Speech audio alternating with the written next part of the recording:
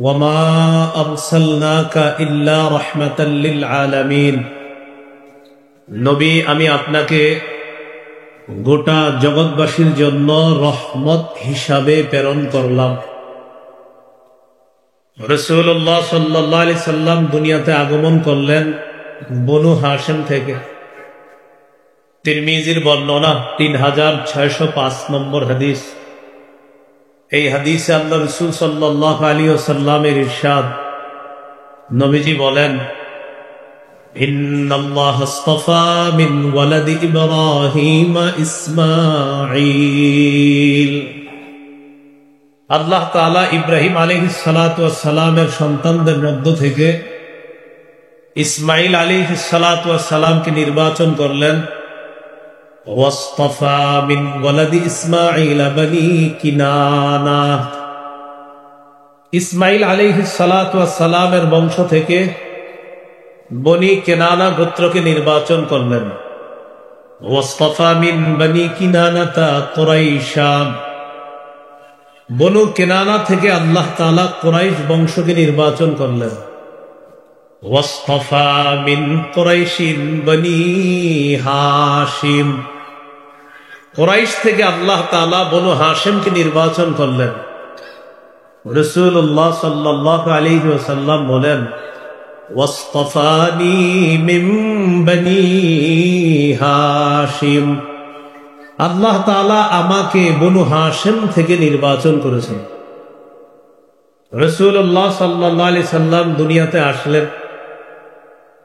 নবীজি সাল্লাল্লাহু আলাইহি সাল্লামের আগমন, জন্মের আরবি হলো মিলাদ, সাথে আর নবী লাগাইলে মিলাদুন নবী। এখানে আর নবী দ্বারা উদ্দেশ্য মুহাম্মদ সাল্লাল্লাহু আলাইহি ওয়াসাল্লাম। পুরাটার অর্থ দাঁড়ায় মুহাম্মদ সাল্লাল্লাহু আলাইহি ওয়াসাল্লামের জন্ম। তিনি আসলেন পৃথিবীতে। তাকে দেখতে কেমন মনে হতো এক বাক্যে যদি বলা হয়, তিরমিজির বর্ণনা 3637 নম্বর হাদিস, 3637। এই হাদিসের মধ্যে আছে, কানা রাসূলুল্লাহ সাল্লাল্লাহু আলাইহি ওয়াসাল্লাম আবিয়াদা কান্নামা সিগা মিন ফিদ্দা। রাসূলুল্লাহ সাল্লাল্লাহু আলাইহি ওয়াসাল্লাম এত সুন্দর ছিলেন, দেখলে মনে হতো যেন তাকে রূপা দিয়ে গঠন করা হয়েছে। রাসূলুল্লাহ সাল্লাল্লাহু আলাইহি ওয়াসাল্লামের মাথা কেমন ছিল? আল জামিউস সগীর হাদিসের কিতাব 6452 নম্বর হাদিস। এই হাদিসের মধ্যে আছে, কানা রাসূলুল্লাহ সাল্লাল্লাহু আলাইহি ওয়াসাল্লাম যখমার রাসি। রাসূলুল্লাহ সাল্লাল্লাহু আলাইহি ওয়াসাল্লামের মাথা তুলনামূলক একটু বড় ছিল, দেখতে অনেক সুন্দর লাগত। মাথার চুলগুলো কেমন ছিল, ঘন নাকি পাতলা? জাওয়াইদুল মুসনাদ 944 নম্বর হাদিস। কানা রাসূলুল্লাহ সাল্লাল্লাহু আলাইহি ওয়াসাল্লাম কাসীরা শা'রির রাসি। রাসূলুল্লাহ সাল্লাল্লাহু আলাইহি ওয়াসাল্লামের চুলগুলো ছিল ঘন। চুল কি লম্বা ছিল নাকি কোকড়ানো ছিল? সহিহ মুসলিমের বর্ণনা 2347 নম্বর হাদিস। আমাদের মাদ্রাসার পাঠ্যপুস্তক অনুসারে মোট হাদিস সংখ্যা হবে 3033টা। এটাই আন্তর্জাতিক রকম। এই হাদিসের বর্ণনাকারী আনাস ইবনু মালিক রাদিয়াল্লাহু তাআলা আনহু তিনি বলেন, লা বিল জাদিল কাতিতি ওয়ালা বিসসাবতি। রাসূলুল্লাহ সাল্লাল্লাহু আলাইহি সাল্লামের চুলগুলো একেবারে কোকড়ানো ছিল না, আবার একেবারে সরু লম্বা ছিল না। তাহলে কেমন ছিল? এটা আরেক হাদিস থেকে জানি। আল জামিউস সগীর হাদিসের কিতাব 6475 নম্বর হাদিস। হাদিসের বর্ণনাকারী আবু হুরায়রা রাদিয়াল্লাহু তাআলা আনহু তিনি বলেন, আন আবি হুরায়রা রাদিয়াল্লাহু তাআলা আনহু قال কানা রাসূলুল্লাহ সাল্লাল্লাহু আলাইহি ওয়াসাল্লাম রাজিলার রাস। রাসূলুল্লাহ সাল্লাল্লাহু আলাইহি সাল্লামের চুলগুলা ঈষৎ ঢেউ খেলানো ছিল, দেখলে মনে হতো চুলগুলা ঢেউ খেলতেছে এমন ছিল। ইন ইনফারাকাত আতীকাতুহু ফারাকা ওয়া ইল্লা ফালা। চুলের সামনে যদি অনায়াসে সিঁথি কাটতো তাহলে নবীজি চুলগুলা সিঁথি কাটতেন, অন্যথায় চুল সিঁথি করতেন না। অনায়াসে সিঁথি কাটলে সিঁথি কাটতেন।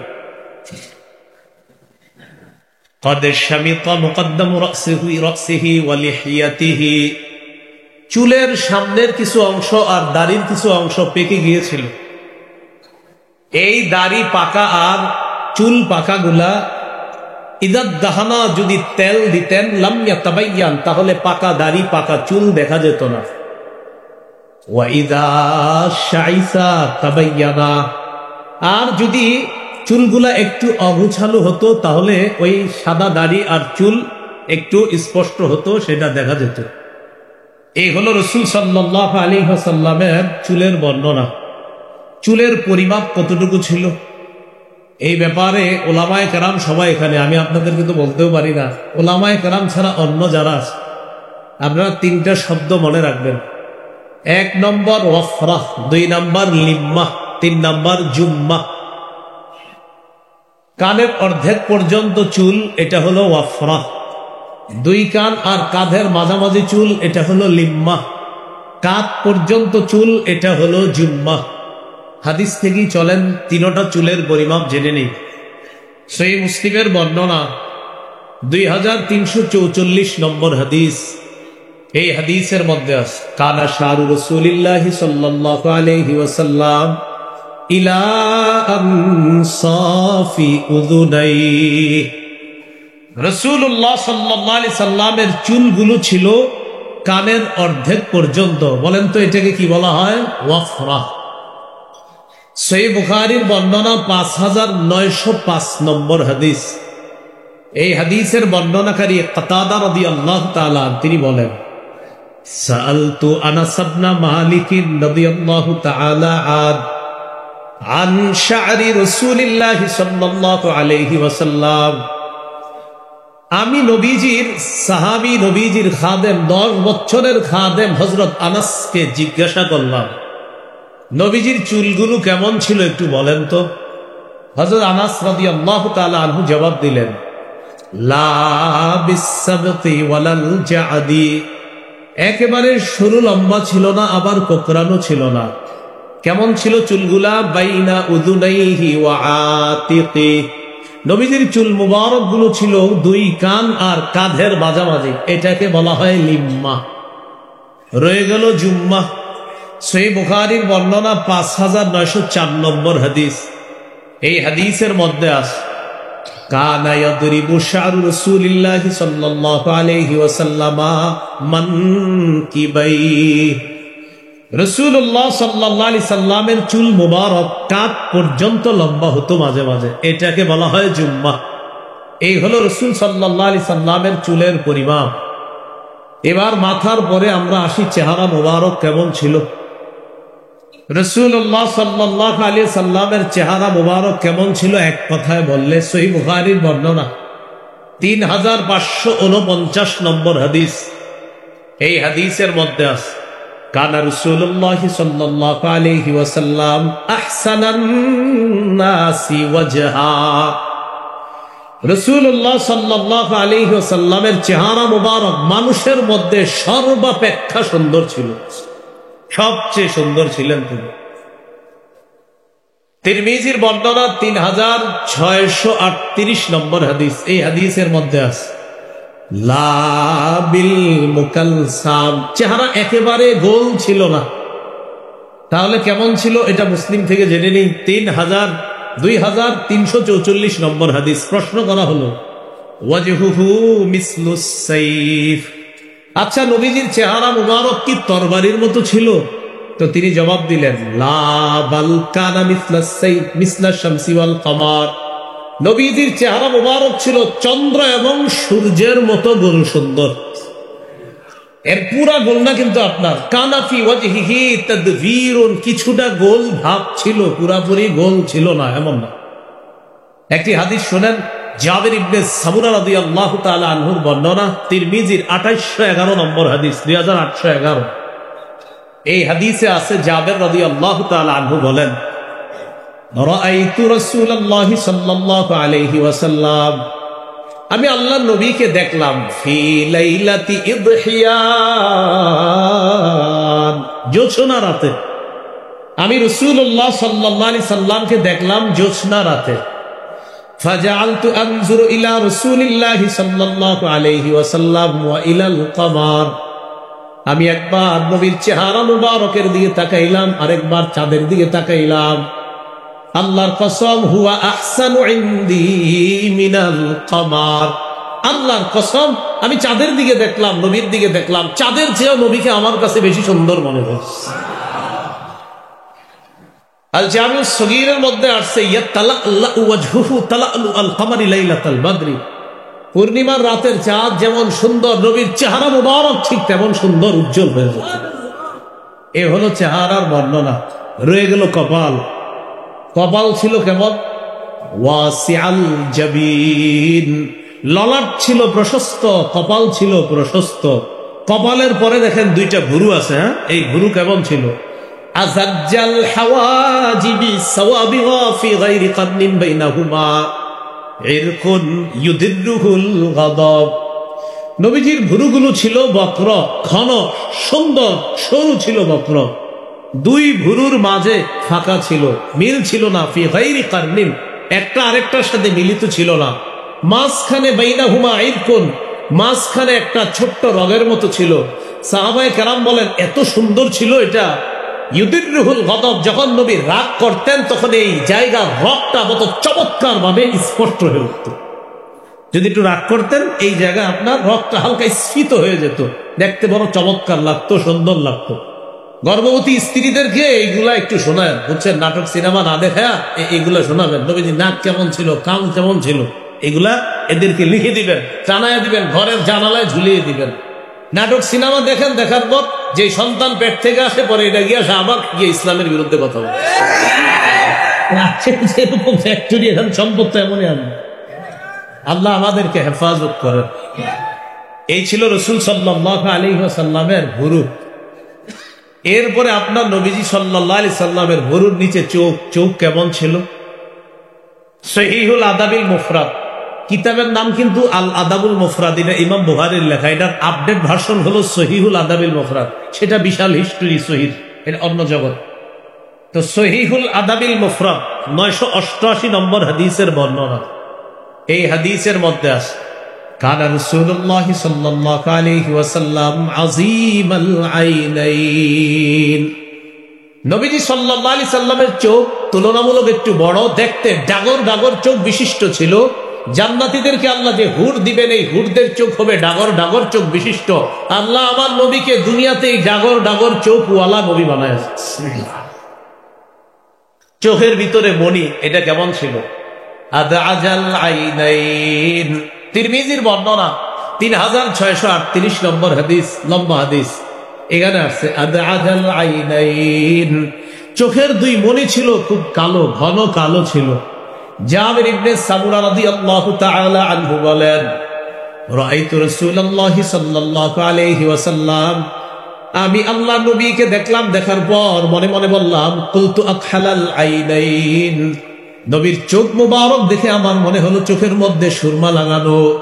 আমি নবীজির দিকে দেখলাম, দেখার পর আমার মনে হলো নবীর চোখে সুরমা দেওয়া। ওয়ালাইসা বিআকহালা, আসলে চোখের মধ্যে সুরমা দেওয়া না।